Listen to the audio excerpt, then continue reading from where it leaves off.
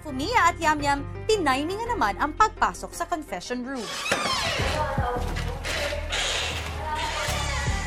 Handa na ba kayong makilala yung tao? Opo, kuya. Yes po.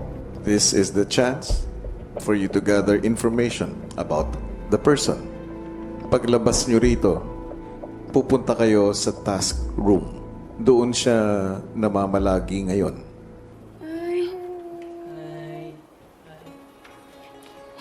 Hi po. Hello. Are you...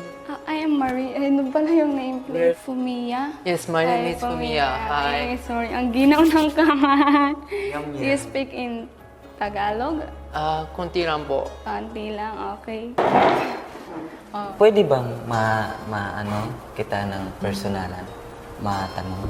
Okay, go. How about your story of your life? Okay, so yun. Adopted ako. Ampon ba? Adopted. I will explain it later. Yeah, later. Yeah. I have my foster parents. Poster? Parang yung mga nag-ampon sa akin. Yan. But they are unique as they are both female. Oh. My biological parents, yeah. hindi ko pa sila nakita. I haven't met them ever since. Oh, them both? Yes.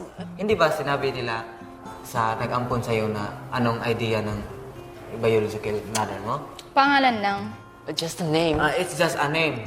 Eunice. Eunice Vergara. Anong spelling? Eunice. Yeah, Eunice. And your father?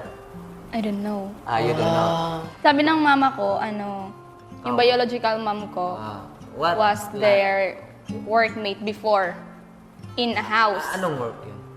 Kasambahay. Kasambahay. Maid. Yung maid pa sila, di ba close na close yan? Oo, magkilala sila, pero ngayon wala na silang Hindi balik. ba alam ng na taga-diin? Na Taga saan? Taga saan? Taga-Capiz daw. Kapis. Pero di ko alam kung nasa Capiz pa ba. Tutulungan ka namin para mahanap natin yun. Sige, tulungan. So, basta pag nakita natin, handa ka. ha? Mm-mm. Ah, ah.